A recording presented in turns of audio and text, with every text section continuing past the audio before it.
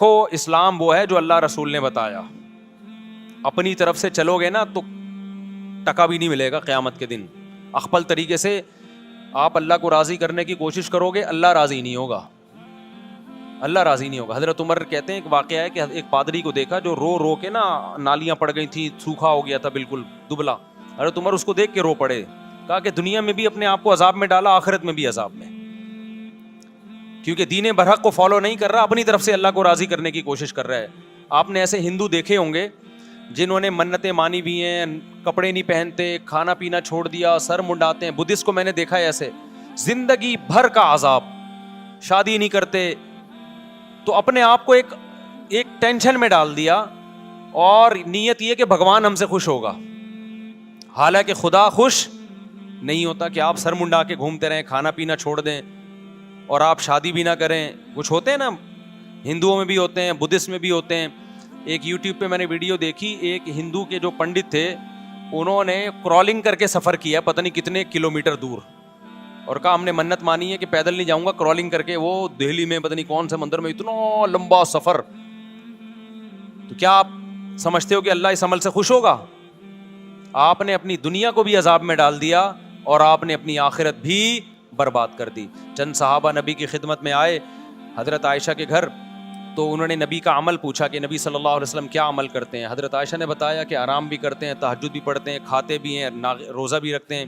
انہوں نے کہا وہ تو پیغمبر ہیں بھائی, ان کے تو سارے اگلے پچھلی خطائیں معاف ہیں, ہم پوری رات عبادت کریں گے, سوئیں گے نہیں. اور ایک نے کہا میں گوشت نہیں کھاؤں گا, گوشت کھاتا ہے انسان کے جسم میں طاقت آتی ہے, گوشت میں لذت بھی ہے, میں خدا کی خاطر سبزیوں پہ گزارا کروں گا. اصل لذت گوشت میں ہے سبزیوں میں؟ ابے کیا ہو گیا, بول لو نا. میں بھی تو, اصل لذت تو گوشت میں ہے, پروٹین کس میں ہے؟ چہرے پہ جو چمک پیدا ہوتی ہے سبزیاں کھانے سے نہیں ہوتی, گوشت کھانے سے ہوتی ہے. آپ کی آواز میں جو طاقت, میری آواز میں بھی طاقت نہیں, بول بول کے آدھا ہو گیا ہوں میں, گھنٹے سے بول رہا ہوں, 2 گھنٹے سے. تو ورنہ جو آپ کی آواز میں طاقت پیدا ہوتی ہے وہ ککڑی کھیرے سے ہوتی ہے, یہ گوشت سے ہوتی ہے. اچھا مجھے ایک بات بتاؤ, گوشت خور جانور دھاڑتے ہیں یا سبزی خور جانور دھاڑتے ہیں؟ سبزی کھانے والے بکری دمبا کبھی دھاڑتے ہوئے دیکھا ان کو؟ یوں کر کے بکری بول رہی, کبھی دیکھا آپ نے؟ اور شیر کی دھاڑ چڑیا گھر میں بھی دیکھ لو گے نا, حالانکہ چڑیا گھر میں وہ پورے نیچرل ماحول میں ہوتا نہیں, وہ پراپر طریقے سے دھاڑتا نہیں ہے, لیکن ڈر جاتا ہے آدمی. اگر چڑیا گھر میں پیچھے زو میں کہیں پیچھے شیر کھڑا ہوا, آپ یہاں, اور ایک دم دھاڑ کی آواز ہے, بندہ 2 منٹ کے لیے لڑک جاتا ہے. تو یہ جو دھاڑتا ہے, کتا غراتا ہے, کیسی آواز ہوتی ہے نا اس کی, پاورفل. بلی جب جھپٹنے کے لیے تیار ہوتی ہے, غراتی, کیسی خطرناک آواز ہوتی ہے. تو کیا سبزیاں کھا کے ہوتی ہے یہ؟ تمام گوشت خور مخلوق میں اللہ نے ایک دہشت رکھی ہے, ایک وحشت رکھی ہے, آواز میں پاور رکھی ہے, چال میں پاور. چیتے کی چال دیکھیے کیسی ہوتی ہے. تم لوگ کو نہیں غیرت آئے گی, تم لوگ کو نہیں غیرت آئے گی یار, تم لوگ کو نہیں بات سمجھ میں آئے گی. چیتے کی چال دیکھی ہے, اسٹائل دیکھو چیتے کا یار. چیتا ایک ویژن بناتا ہے, بیٹھا ہوتا ہے, 20 ہرن اس کے سامنے سے گزرتے ہیں, وہ ہر ایک سے دل نہیں لگاتا. پہلے وہ ایسے نہیں چھچوروں کی طرح بھاگنا شروع کر دے کبھی اس ہرن کے پیچھے, وہ نہیں آئے تو چلو یہ والا ہرن, یہ نہیں آئے یہ تو گلی ڈنڈا کھیل رہا ہے ایک طرح سے. ایسا نہیں کرتا چیتا, کیونکہ گوشت خور ہے نا, تو ہر کام خاندانی طریقے سے ہوگا. چیتے پہ ایک پوری ڈاکومنٹری آپ دیکھیں, گوروں نے بنائی ہے. چیتا کیا کرتا ہے, پہلے تمیز سے بیٹھے گا, 20-30 ہرن قریب سے گزر رہے ہیں, چھچوروں کی طرح ہر ایک کے پیچھے نہیں بھاگے گا کہ پکڑن پکڑائی شروع ہو جائے, کبھی وہ کبھی وہ. پہلے بیٹھ کے نا کافی دیر تک ایک ویژن بناتا ہے, دیکھتا ہے یار کون سا والا میرے لیے سوٹیبل رہے گا, کس میں مال زیادہ ہے اور ریٹس کم ہیں اس کے. ریٹ کا مطلب محنت کم ہے, تو پہلے وہ اس کی سلیکشن کرے گا. پھر اپنا ڈسٹینس ناپتا ہے, کیونکہ اس نے چند سیکنڈ اتنی اسپیڈ سے بھاگتا ہے, چند سیکنڈ ہوتے ہیں کہ اگر وہ مزید اس اسپیڈ سے چند سیکنڈ مزید بھاگے تو ہارٹ اٹیک سے مر جائے وہ, کیونکہ اس کی اسپیڈ چند سیکنڈ کے لیے بہت تیز ہوتی ہے. اس میں اگر اس کا ہدف اس کے ہاتھ سے نکل جائے تو چیتا اتنی انرجی یوٹیلائز کر چکا ہوتا ہے کہ دوبارہ پھر چیتے کے بچنے کے امکان نہیں ہوتے. لہذا اس کے پاس ٹائم کم اور مقابلہ سخت ہوتا ہے, اس لیے وہ پلاننگ کرتا ہے, بیٹھتا ہے ایسے کر کے نا.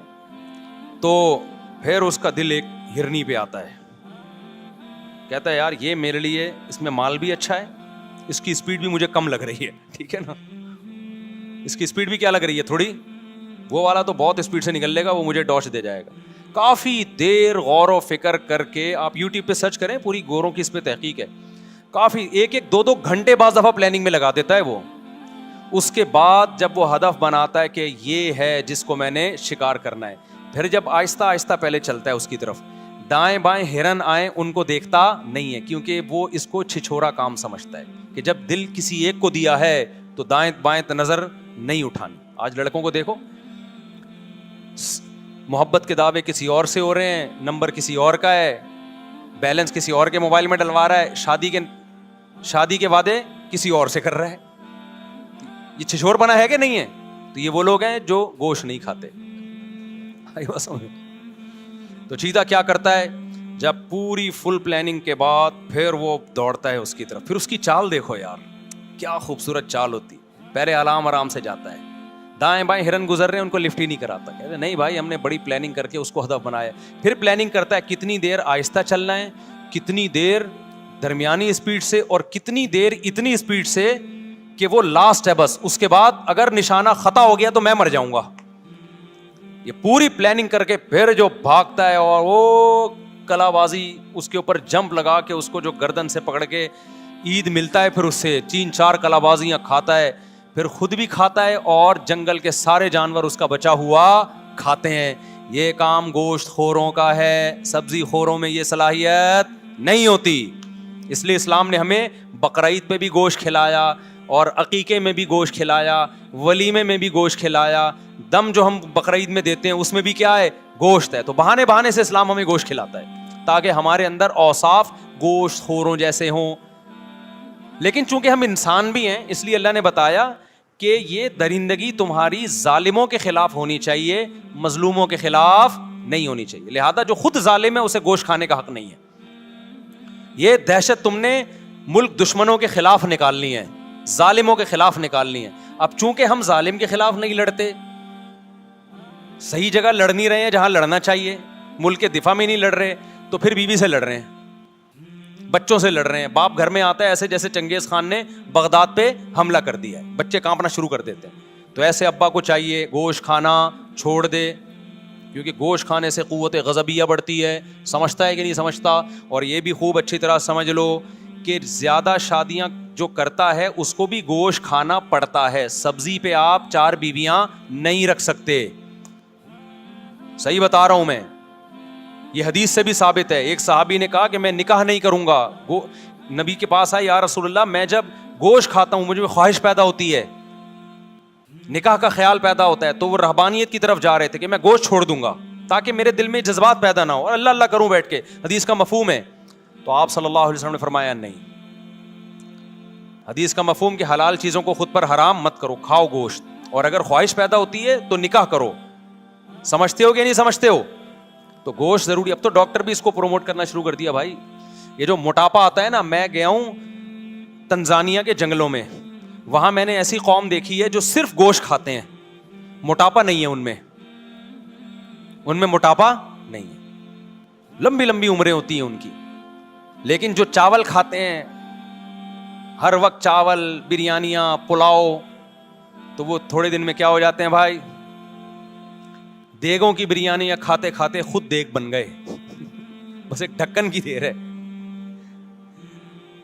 سمجھ رہے ہو؟ کھائیں, منع نہیں کیا آپ کو, لیکن زیادہ فوکس کس کو کریں آپ؟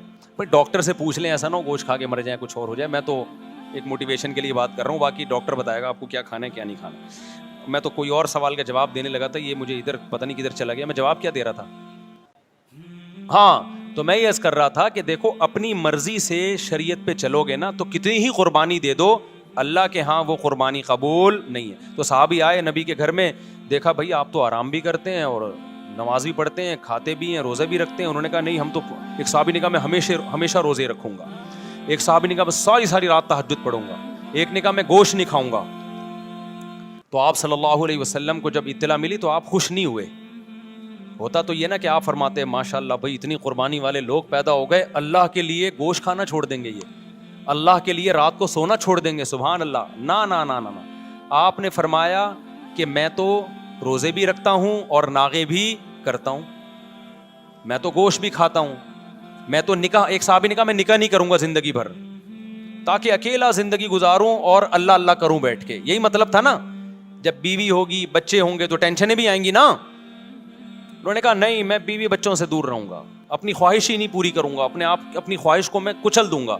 دیکھنے میں تو بڑا جذبہ ہے بھائی, کیا خیال ہے کہ آپ کے اندر ایک خواہش پیدا ہو رہی ہے, آپ کو میں نے پوری نہیں کرنی ہے وہ, لیکن اس جذبے کو پیغمبر صلی اللہ علیہ وسلم نے پسند نہیں کیا. نارمل زندگی گزارو. آپ نے فرمایا میں تو نکاح بھی کرتا ہوں اور میں تو روزے بھی رکھتا ہوں, ناغے بھی کرتا ہوں, اور میں تو رات کو آرام بھی کرتا ہوں, نیند بھی کرتا ہوں اور نماز بھی پڑھتا ہوں. آپ نے فرمایا جو میرے طریقے سے ہٹ کے اللہ کو راضی کرنے کی کوشش کرے گا وہ مجھ میں سے نہیں, میرا امتی نہیں ہے, اور ظاہر ہے پھر اس کی بخشش قیامت میں نہیں ہوگی. اخپل طریقے سے اگر آپ قربانیاں دینا شروع کر دو گے, اس قربانی کی اللہ کے ہاں کوئی قدر نہیں. دیکھو ایک آخری مثال دے کے بات ختم کرتا ہوں.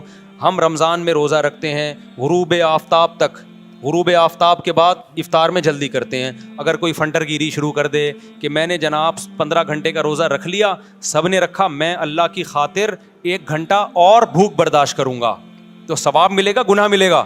گناہ. بھائی جب تک اللہ نے کہا تھا بھوک ہے, اب اللہ نے پابندی ہٹا دی, تو اب اگر تو پانی نہیں پی رہا تو اس سے اللہ خوش نہیں ہوگا, اب یہ تیری اپنی بنائی ہوئی ہے. تو خوب سمجھ لو, بدعت جب ہم کرتے ہیں ہم اپنی طرف سے پیغمبر کو خوش کرنے کی کوشش کر رہے ہوتے ہیں, ہم اپنی طرف سے اللہ کو خوش کرنے کی کوشش کر رہے ہوتے ہیں, لیکن اللہ کہتا ہے کہ یہ تمہارا اپنا گڑا ہوا طریقہ ہے, یہ میں نے نہیں بتایا, لہذا اس سے میں خوش نہیں ہوں گا. پبلک میں واہ واہ ہو جائے گی مگر میں اس سے خوش نہیں ہوں گا. تو اس لیے ہم نے صرف وہ کرنا ہے جو اللہ رسول نے بتایا ہے. بدعت کے قریب نہیں جانا ہم نے, نہ ربیع الاول میں جانا ہے نہ ہم نے محرم میں جانا ہے. سمجھتا ہے کہ نہیں سمجھتا ہے؟